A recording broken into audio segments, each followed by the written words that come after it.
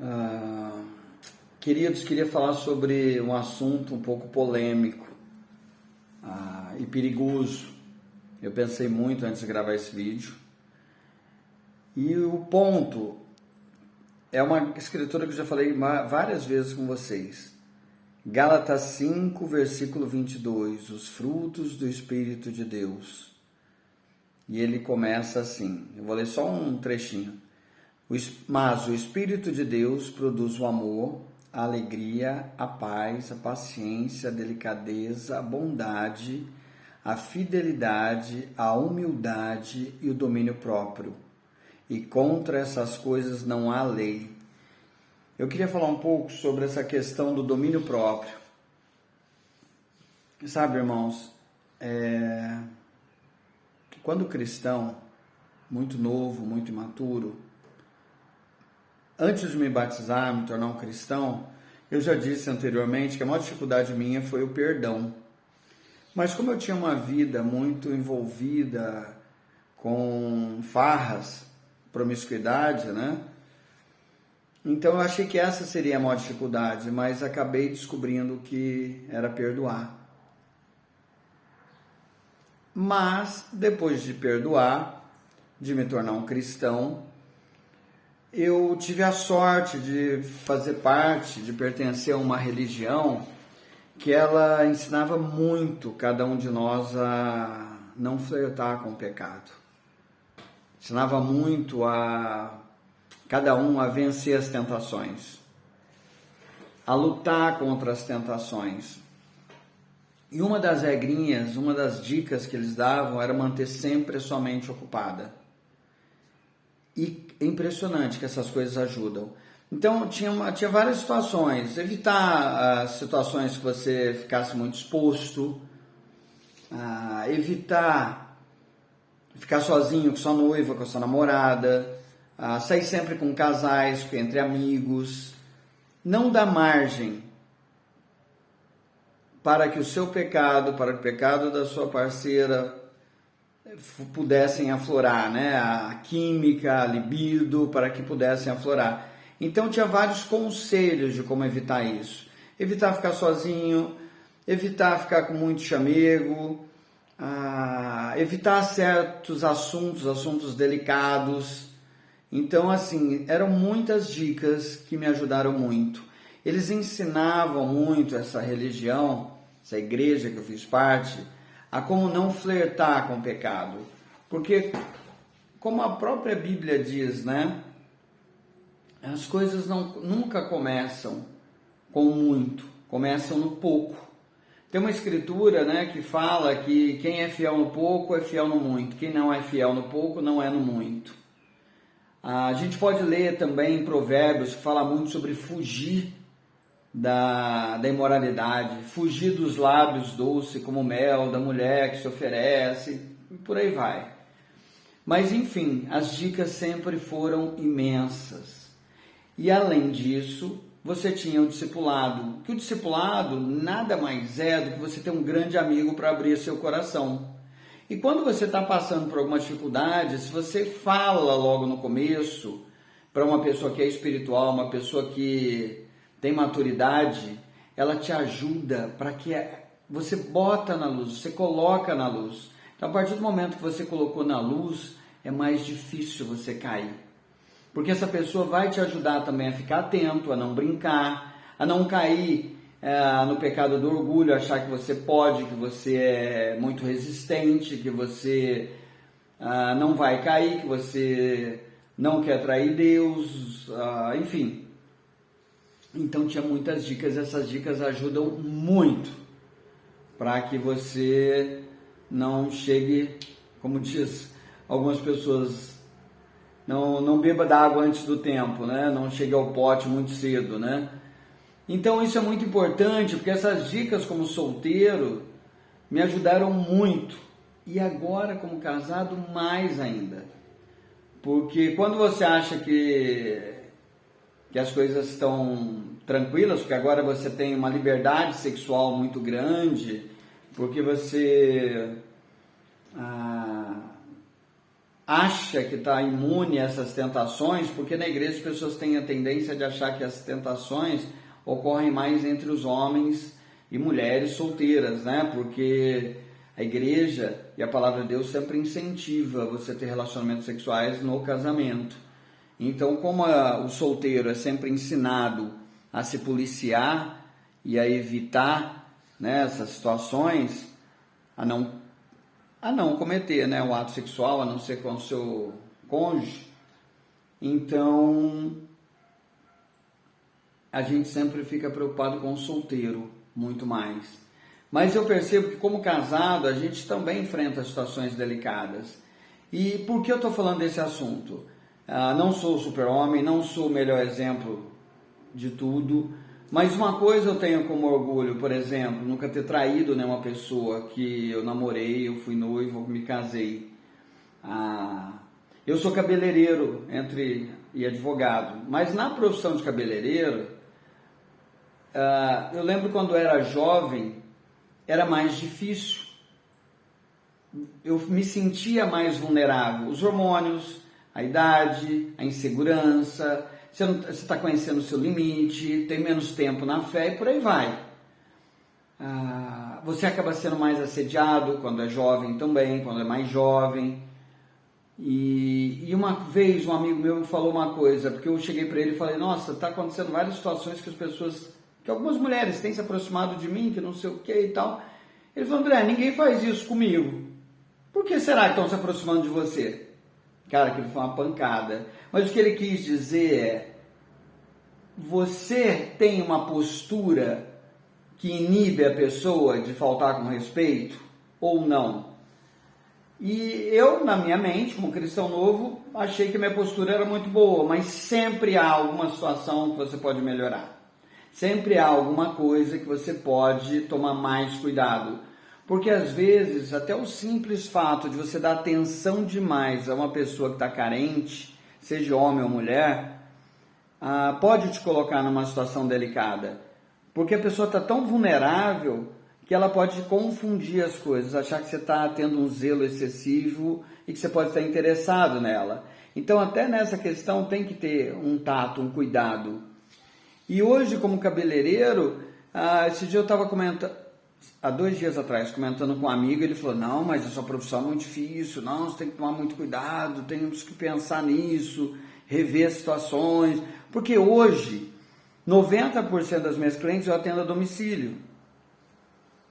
É claro, são clientes antigas, são clientes que me respeitam muito, eu as respeito muito, sempre respeitei, eu respeito muito a minha esposa também. Então, assim, eu falei para ele, não, mas graças a Deus não aconteceu nenhuma situação complicada, delicada. E eu falei para ele de exemplos das atitudes da postura que eu tenho e que elas têm, o respeito que existe entre a gente, a confiança que eu tenho da família, a confiança que eu tenho do próprio marido, das minhas clientes. Porque tudo isso você planta, você conquista aos poucos. A maioria das minhas clientes eu atendo elas há mais de 10 anos, 15 anos e algumas há mais de 20 anos. Então, assim, você conquistar esse respeito, você conquistar essa confiança, leva tempo. E se você é uma pessoa com a mente poluída, suja, promíscua, que só pensa besteira, você não vai conseguir conquistar esse respeito nunca. E eu não estou aqui para me glorificar, eu estou aqui para mostrar a gratidão de ter aprendido muitas regras na igreja.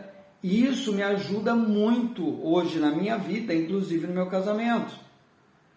Então, irmãos, homens e mulheres. Outro exemplo.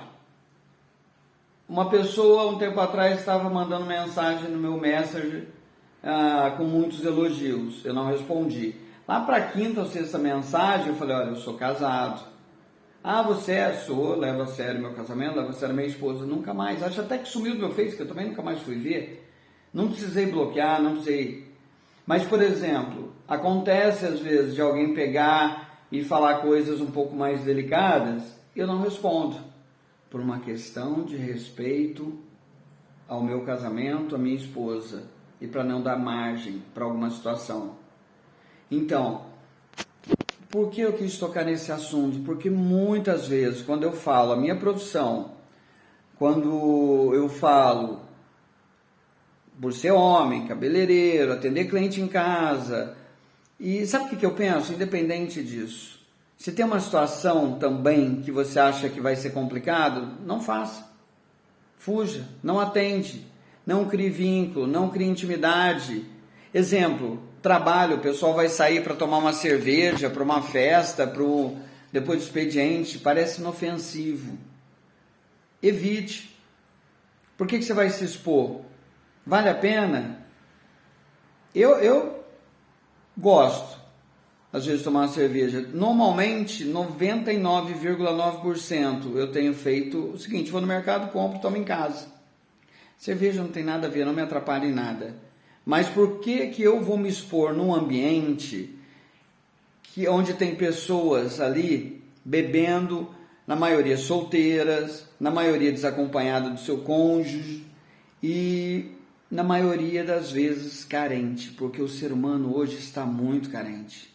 Só que é uma carência, seja casado ou solteiro.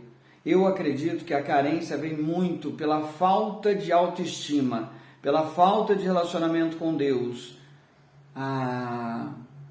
por acreditar nas mentiras que você vê hoje na internet. Existem inúmeros fatores que levam um casamento, levam uma pessoa a andar carente, andar vulnerável. Mas assim, procure ter princípios, fundamentos bem definidos na sua vida cristã. Graças a Deus, talvez por eu ter passado por vários vales secos, afastado de Deus, iludido com o mundo, talvez isso tenha me ajudado muito. Porque assim, eu não costumo me iludir hoje por uma aparência, por uma situação social, por uma amizade, porque o dia a dia de um casamento é muito complicado. Amor, cristianismo, fidelidade, domínio próprio, que é o ponto do qual eu comecei esse assunto, isso não é para qualquer um. Você não encontra em qualquer pessoa. Então assim, você quer ter uma parceira, um companheiro, uma esposa, um namorado, namorada, noivo, procure avaliar esses fundamentos, se são bem enraizados nessa pessoa. Graças a Deus, tudo que eu sofri na vida acabou me dando muito mais convicção e menos ilusão com o que é aparente, com o que nós vemos, porque no primeiro momento todo mundo é perfeito. No primeiro contato todos são perfeitos, todos são lindos, todos são sem defeitos, sem falhas, mas procure orar também, peça para Deus te mostrar, confie em Deus. Eu erro muito, eu não sou perfeito, estou longe de ser, longe, tá? A primeira live que eu fiz, eu pedi perdão por todas as pessoas que eu já machuquei, que passaram na minha vida. Na ânsia e na falta de confiança em Deus, em tentando acertar, em ouvindo poucos conselhos, eu errei muito. E com os meus erros eu machuquei várias pessoas. Então a primeira live que eu decidi fazer, a primeira coisa que eu fiz foi pedir perdão para as pessoas que eu já me relacionei, que já passaram pela minha vida, porque geralmente nem sempre foi eu que machuquei, eu saí machucado muitas vezes também, muitas vezes. Então, eu queria te encorajar a ser fiel, te encorajar a ter domínio próprio, te encorajar a não se iludir. Sabe, eu sou de uma geração que o homem nunca podia falar não para uma mulher. Porque se falasse não, você era acusado de ser homossexual, de ser frouxo. E naquela época, olha, aqui o assunto não é homofobia, eu tenho amigos homossexuais, eu tenho amigos, irmãos na igreja que decidiram mudar também essa vida, esse lado. O ponto não é esse, mas tanto é que a maioria das pessoas na época não saíam do armário, né, como era o termo vulgar dito, né, não se identificavam por causa das perseguições, e hoje ainda existe, mas na época era muito pior. Então, assim, se a pessoa... É horrível isso que eu vou falar, mas às vezes um pai preferia que o filho fosse um viciado, até um ladrão, mas que não fosse homossexual. Então, naquela época, 50 anos atrás, 45, né, que eu já estava entrando para entrar na adolescência, os pais tinham muito medo de que o filho se tornasse homossexual. Então, os pais incentivavam a pornografia, levavam os filhos para os cabarés, para os prostíbulos, pagavam ou induziam uma prostituta a sair com o seu filho. Olha que absurdo, né? Porque como eu fui criado há muito tempo, desde novo, minha mãe sempre me levava para a igreja, então, como jovem, esse vídeo vai ficar longo, como jovem, a gente tinha o homem, mesmo o homem e a mulher, os jovens, tínhamos expectativas de nos apaixonarmos, de termos relacionamentos com pessoas que nós amássemos. Você não queria fazer um sexo, não tinha essa de sexo por objeto, era por amor, né? Era por sentimento, era por paixão, né? E o jovem já sonhava com isso. Sonhávamos com o casamento, que é um sonho que foi sendo destruído depois, porque você olhava ao seu redor, todos os casamentos, seus parentes, familiares eram destruídos, né? Não tinha nenhum que era um bom exemplo. Mas a igreja, Deus me deu, através da igreja, Deus me deu fé para lutar, para manter, para construir uma família. Então, esses valores eu devo à igreja, com certeza a Deus, a Bíblia, a palavra de Deus, e alguns amigos, alguns irmãos que tinham um exemplo por trás e que puderam me aconselhar também. E eu tenho muita dificuldade até hoje com o meu casamento. Acredito que 99% das pessoas têm, mas se você está lutando, não desistiu, amém, continue firme, busque ajuda. Eu tenho feito isso para a minha vida em todas as áreas, no casamento também. Mas como esse assunto da imoralidade, da traição é tão delicado, só que tem uma coisa também, naquela época você não podia falar não. Jamais, era uma vergonha para o pai, para a família, você não podia falar não, você recusar uma mulher, mesmo se você não tivesse afim, você não podia recusar. Hoje você pode falar não, tanto homem quanto mulher. Estou falando mais específico para os homens, porque estou entrando também no detalhe do machismo. E eu percebo que os homens muitas vezes são mais vulneráveis pela aparência, pelo estereótipo. Para a mulher já envolve assuntos mais profundos, a mulher já procura avaliar um pouco mais, pelo menos a regra, o padrão é esse, né? As coisas têm mudado muito, mas em geral ainda é assim que tem funcionado, na maioria dos casos, com quem eu tenho contato. Então é isso, queria te incentivar, te encorajar a não flertar, a se policiar, a orar, a desviar o pensamento, a ouvir um louvor, a ler uma escritura, a colocar outras coisas na sua mente quando você estiver se sentindo tentado. É possível mudar o foco, é possível respeitar a pessoa que está do seu lado, é possível. E eu quero ajudar, se você quiser conversar, estiver disposto, eu posso ajudar você nessa área, fique à vontade. Mas caso contrário, você deve ter um amigo que tem os valores que você respeita, tem os mesmos valores aos quais estamos falando. Esse amigo pode te ajudar também muito. Se ele é um grande amigo seu, verdadeiro, e é uma pessoa que tem valores bíblicos, cristãos, de Cristo, tá? Peça ajuda. Conversar sobre assunto vale muito a pena, porque você coloca na luz, porque você tira toda aquela magia, misticismo. Pese seu relacionamento, a sua família, vale a pena uma aventura? Eu acho que não vale. Eu creio que não vale. Isso tem me ajudado a ter imunidade. E que Deus continue me protegendo e protegendo vocês, cada casal também. Essa é a minha oração, meu desejo. Eu sempre lutei muito pela família, tanto é que eu já contei exemplos aqui de amigos meus que estavam saindo para atrair e eu brigava com eles, amigas também, eu brigava, eu quebrava o pau, até que uma delas me falou: André, não quero que você se meta na minha vida. Mas minha intenção era querer salvar os casamentos. Sempre, na verdade, tive uma queda assim por querer unir pessoas, apresentar meio de cupido, né? Então é isso. Beijo grande a todos, fiquem com Deus.